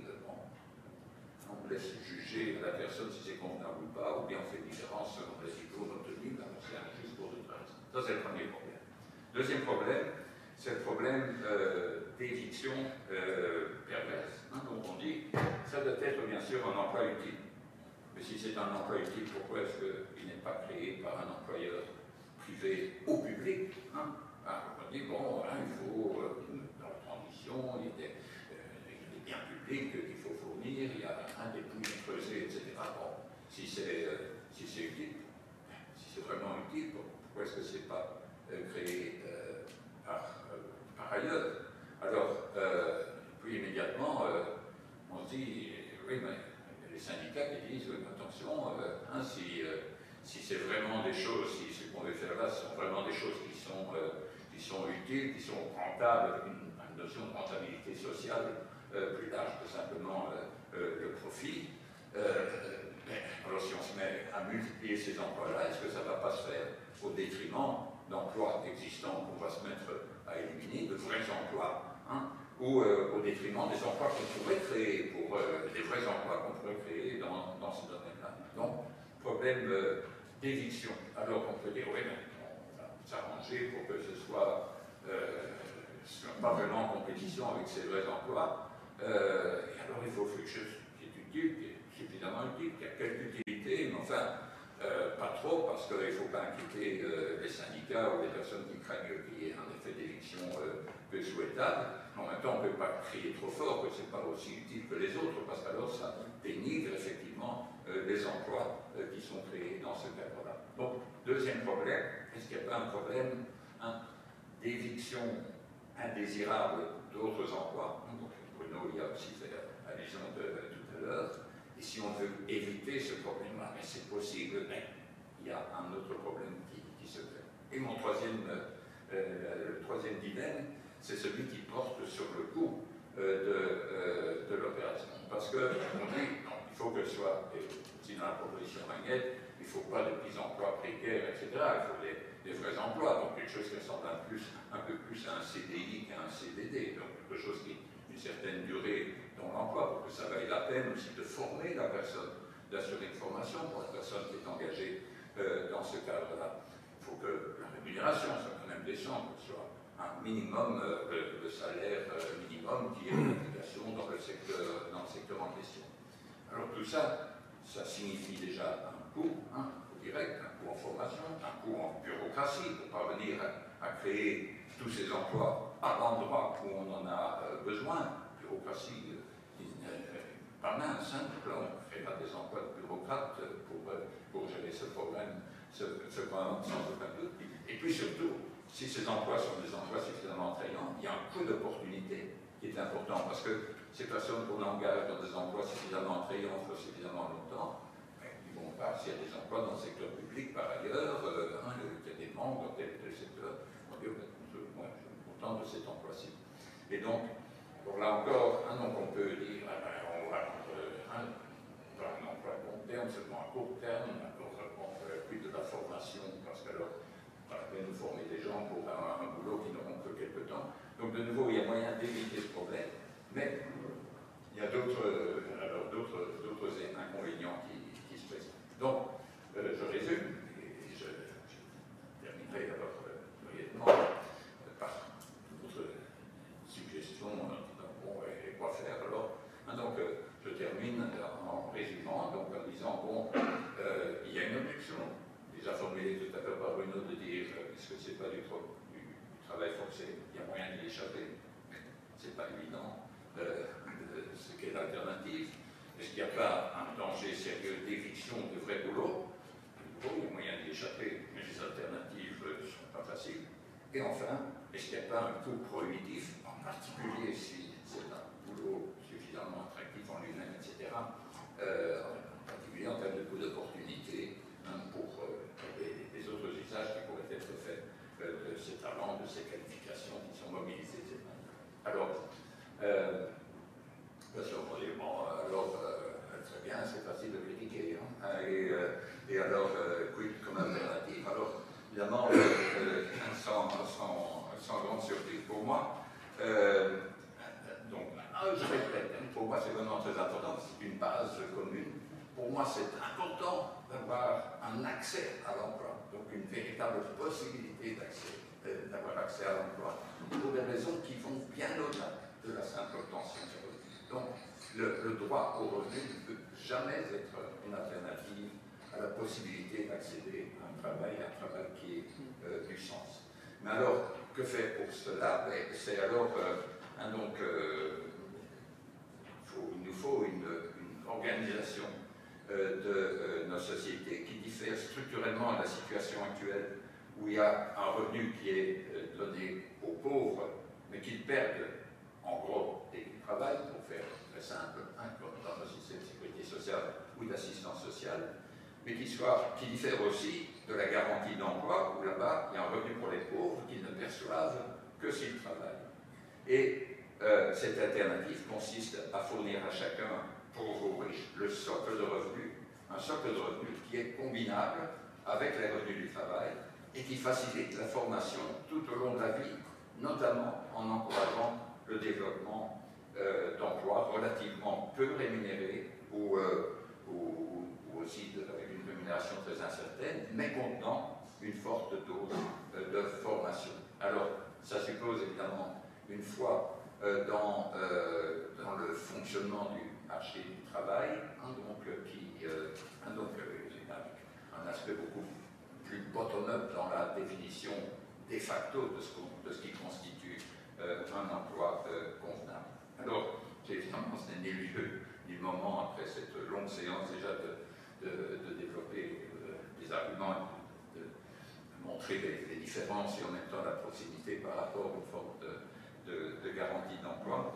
Je termine simplement à dire que c'est vraiment le genre d'expérience présenté par Jean tout à l'heure et le type de réflexion que lui-même a introduite tout à l'heure et poursuivie par Bruno, c'est vraiment ce dont nous avons besoin pour réfléchir à ces questions dans un esprit très Jacques Drésien, je dirais, qui combine une réflexion économique qui ne soit pas naïve et donc qui soit une réflexion d'équilibre général, illustrée à diverses reprises par Jean comme par Bruno tout à l'heure. On ne se contente pas de regarder l'effet immédiat d'une mesure, mais en regardant les effets induits par cette mesure sur d'autres aspects du fonctionnement de nos économies, mais en même temps d'une manière qui soit éthiquement explicite, je dirais, et éthiquement engagée. Et c'est quelque chose qui, pour moi, est un des aspects qui, pour beaucoup d'entre vous aussi, y compris dans ce magnifique poème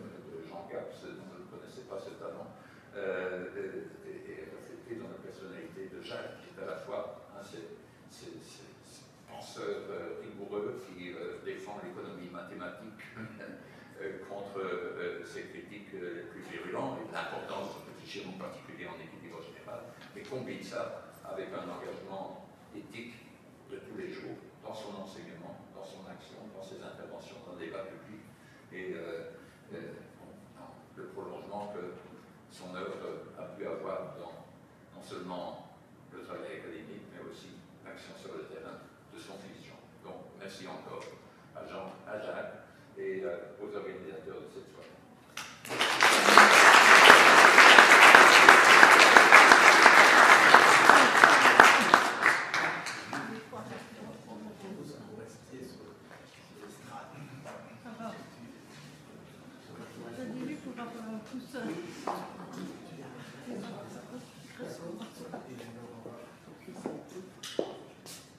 Bien consacrer au moins un quart d'heure, 20 minutes à des questions. Donc maintenant, là, vous avez les trois intervenants. Bruno et Philippe. Claude. Il y a un micro. Il y a un micro.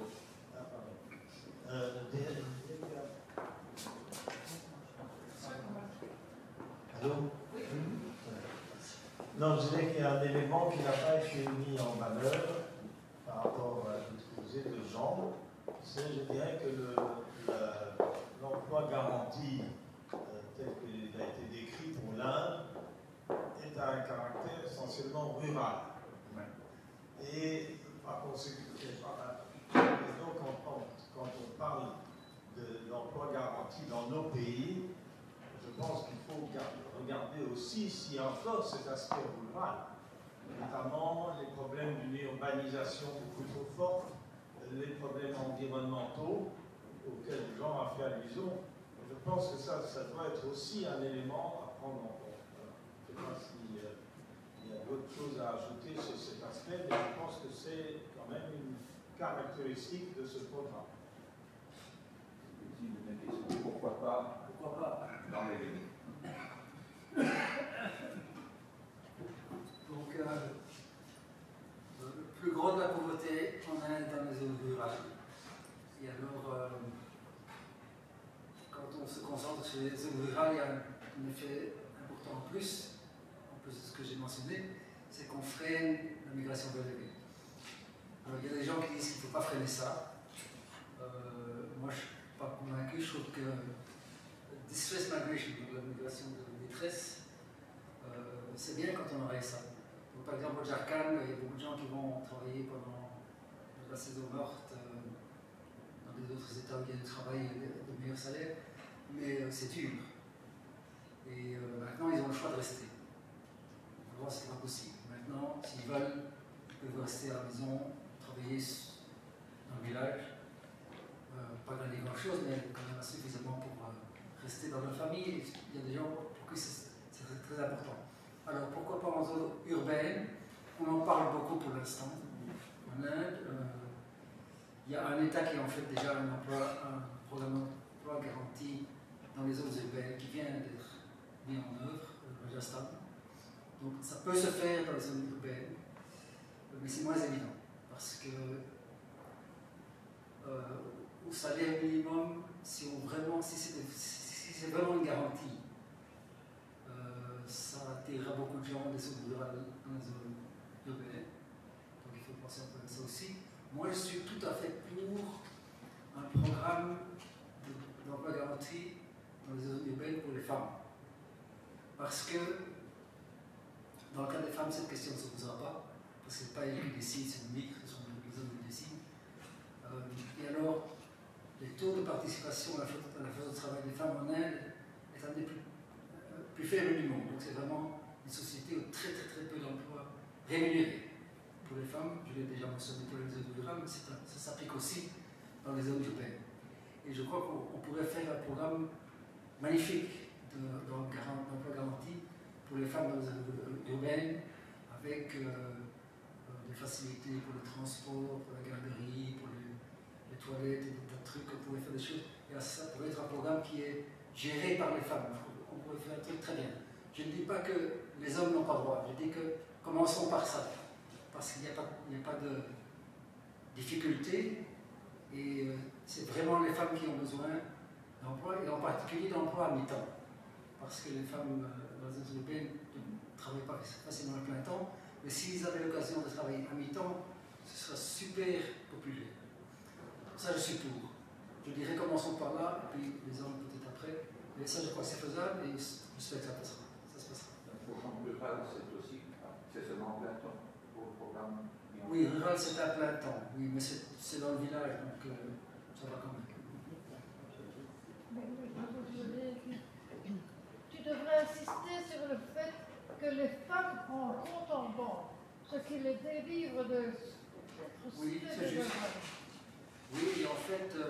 Tu l'as un peu dit comme ça, mais c'est que. Donc j'ai dit que les travailleurs sont payés par les comptes en banque, et c'est vrai que la première vague de ce qu'on appelle le financial inclusion, avoir les comptes bancaires, c'est ce programme qu'il a fait. Donc c'était les travailleurs de l'emploi garanti, y compris toutes ces femmes, qui ont besoin d'un compte en banque pour être payés, et qui ont tout un coup des comptes en banque. Et c'est vrai que pour les femmes, c'est très bien d'avoir le compte en banque. Et maintenant, il y a des États qui ont des programmes aussi de cash transfer. Donc, on sera content, c'est pas tout à fait universel, mais donc au Jharkhand, cette année-ci, il y a eu des élections, et on s'est un peu douté quand même parce que le gouvernement incumbent, comme ça dit. En place. Le gouvernement en place a promis des transferts d'espèces pour les femmes, et en fait, il a commencé, mais au niveau très bas, 1 000 roupies par mois, et a promis que ça fera 2 500 par mois s'ils reviennent au pouvoir. Ça a fait fureur, ils sont revenus au pouvoir. C'est un petit peu un danger de banqueroute parce que ça coûte vraiment très cher. Mais donc, ce sont des femmes qui ont fait un compte en banque, et c'est vrai, bon, ça coûte très cher. Moi, je suis un petit peu. J'ai des doutes.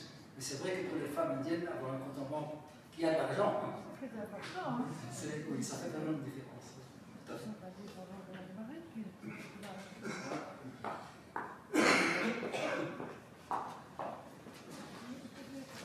Bonsoir, Gaëtan Van Lecoven, je suis professeur invité ici, chercheur à l'Université de Liège au Centre d'économie sociale. Et j'ai eu la chance pendant plusieurs années de travailler comme bureaucrate, pour reprendre les mots que Philippe, tu as utilisés tantôt, et qui sont déjà tellement chargés par la simplification de ce mot, et de travailler en recherche et développement sur une expérimentation locale de garantie d'emploi en région bruxelloise, à savoir le concept français de territoire zéro chômeur longue durée, qui finalement n'a pas été mis en œuvre en région bruxelloise parce que le ministre en charge n'était pas convaincu par le projet.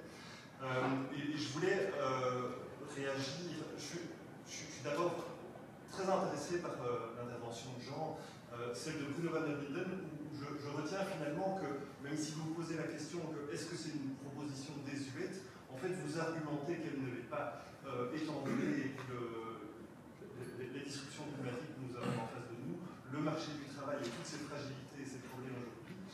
J'ai trouvé ça fort intéressant. Je voudrais réagir sur au moins 2 points. On a entendu qu'une garantie emploi en Belgique ou en Europe, dans l'un des pays riches, serait quasi du travail forcé. Je voudrais rappeler que le mouvement qui porte cette proposition est un mouvement politique issu du travail, c'est ATD 40. C'est le mouvement ATD 40 qui a porté cette proposition-là. Et un des traits intrinsèques de leur proposition est que ce soit une proposition volontaire. Et qu'en fait, il y a suffisamment de travailleurs sans emploi, de chômeurs, qui sont intéressés d'aller vers ce travail-là, et que ça n'en fait pas une obligation d'accepter. Et que c'est comme ça que ça a été expérimenté dans des dizaines de municipalités en France. C'est un trait de volonté. Donc c'est quelque chose qui serait en fait vraiment impressionnant à expérimenter dans nos pays, de pouvoir démonter la logique de certains qui veulent assimiler les chômeurs à des personnes qui subissent une situation et profitent de simples allocations. Donc sur le point volontaire, ça c'est un premier peut-être recadrage. Une deuxième, c'est sur le coût prohibitif. On a eu la chance d'acquérir à certains moments avant qu'un mur budgétaire et une certaine austérité revienne, de pouvoir faire travailler des économistes. On a travaillé avec le département IVA à la KUE, avec les économistes de l'EP, et en fait, selon les hypothèses des 2 travaux qui existent en Belgique, territoire zéro chômeur longue durée, donc la garantie emploi, c'est un programme rentable. Donc si on prend des méthodologies d'analyse coûts-bénéfices sociaux, on met des hypothèses sur des coûts sociaux et même sur des coûts environnementaux, parce que partout c'est fait en Europe, les activités de ces expérimentations locales, c'est de l'économie circulaire, c'est des services. Et donc le taux de retour, il est de 1 pour 3, selon le rapport de la KUE. Donc 1 euro investi en génère 3 sur une période de 10 ans, et donc si on calcule des effets dynamiques, où certains effets ne se démontrent qu'après certaines années. Donc ça c'est un deuxième, je pense, chose importante à dire. Et donc je voulais venir et poser une question à Jean Drèze, parce que ce dont on n'a pas parlé, c'est la démocratie. Et donc c'est l'état d'érosion très forte de la confiance des citoyens dans la démocratie, qui est abandonnée par le haut, par l'élite et par le bas, et un peu partout, et où on se demande aujourd'hui, en tant que démocrate, d'où viendra le sursaut en Europe. Et j'ai la faiblesse de poser l'hypothèse qu'une garantie emploi est une des conditions de succès de regagner la confiance des citoyens, et est une possibilité de donner des nouvelles protections.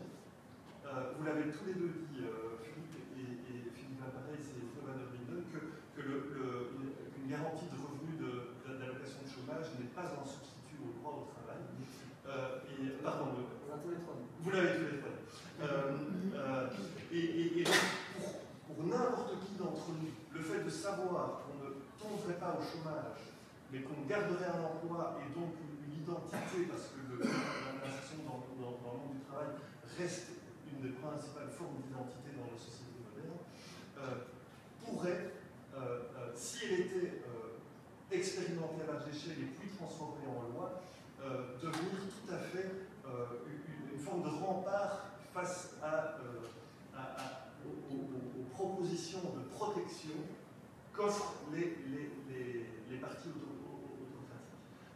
Et donc pourrait correspondre aujourd'hui au réencastrement d'économie que Franklin Roosevelt a proposé avec des programmes d'emploi dans les années 30 et qu'on peut analyser les propositions alternatives qui ont été faites dans d'autres années. Et donc ma question, Jean, sur a-t-on en Inde des données scientifiques qui pourraient corréler ou pas les endroits où le programme a été le plus utilisé et la confiance des citoyens dans les partis démocratiques. Est-ce qu'on a des choses à dire sur le fait que le parti de BJP n'a pas atteint son espoir de succès et de majorité absolue aux dernières élections? Et en gros, si on oublie toute la performance économique et écologique et de lutte contre la pauvreté, est-ce que sur l'attachement à la démocratie, est-ce qu'il y a quelque chose à dire? Ou bien pas encore voilà. La question est posée. Bravo. D'abord Jean. Bruno, si vous voulez réagir. C'est une longue question, mais si je comprends bien la question, c'est s'il y a des indications que l'emploi garanti restaure la confiance dans la démocratie. Dans le cas de l'Inde, je crois que la réponse est non, parce qu'il n'y a pas de données qu'on peut envoyer pour l'instant pour étudier ça pour autant que je sache. On sait que, ou en tout cas on croit que l'emploi garanti a aidé le gouvernement de United Progressive Alliance à revenir au pouvoir en 2009. Ça, c'est pas la même chose que ce que vous dites. On sait qu'il y a une certaine popularité. Mais je crois que le problème, c'est que les voteurs, les gens qui votent en Inde, ils ne votent pas pour des idéaux comme la démocratie, malheureusement. Ils sont très pratiques. En tout cas, les classes défavorisées. Je ne parle pas des intellectuels et tout ça. Les classes défavorisées sont très pratiques. C'est pour ça qu'au Jharkhand, ils ont eu assez de succès avec ce programme de transfert en espèces, et ils ont tout de suite compris, oui, et en plus on l'avait mis en œuvre avant les élections, donc les gens l'ont vu. Ça a l'air. La démocratie, pour l'instant, la démocratie tombe en morceaux, malheureusement, mais on ne voit pas beaucoup de réactions contre ça de l'électorat. Donc c'est un peu idéaliste, je crois, d'attendre ça dans le cas de l'âge. Bon, c'est ma première réaction. Je veux réagir rapidement sur ça. Il n'est pas question de la forcer. En fait, j'ai des raccourcis, mais je voulais mentionner que si on pense à l'emploi garanti en Belgique, quoi ça voudrait dire qu'on donne aux chômeurs un choix. Plutôt que d'être au chômage, d'avoir l'occasion de faire un travail utile et de gagner un peu plus. Et pour que ça se justifie, il ne faut pas que le travail soit utile au point qu'on puisse créer un emploi à plein temps. Il faut qu'il soit suffisamment utile pour justifier les dépenses supplémentaires. Donc il y a quand même là, je pense, des opportunités, je crois. Mais bon, je ne veux pas toutes ces objections que j'ai mentionnées. Voilà.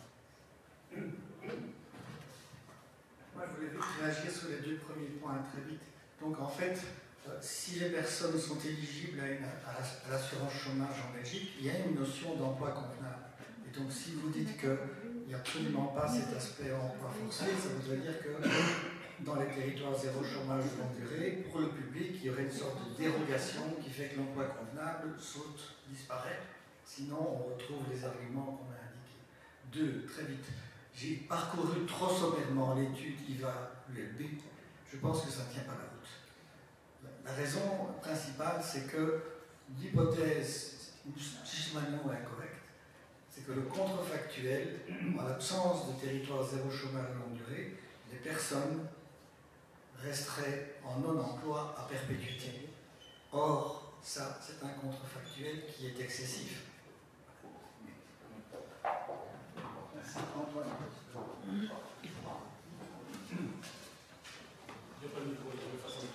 Merci à tous les trois pour votre intervention, c'était vraiment très intéressant. J'ai aussi une question pour Jean-Blaise. Et je vais rebondir sur la question du temps partiel versus le temps plein. Donc vous avez mentionné ça. Est-ce que vous pouvez donner plus de détails? Est-ce qu'il y a un salaire minimum horaire?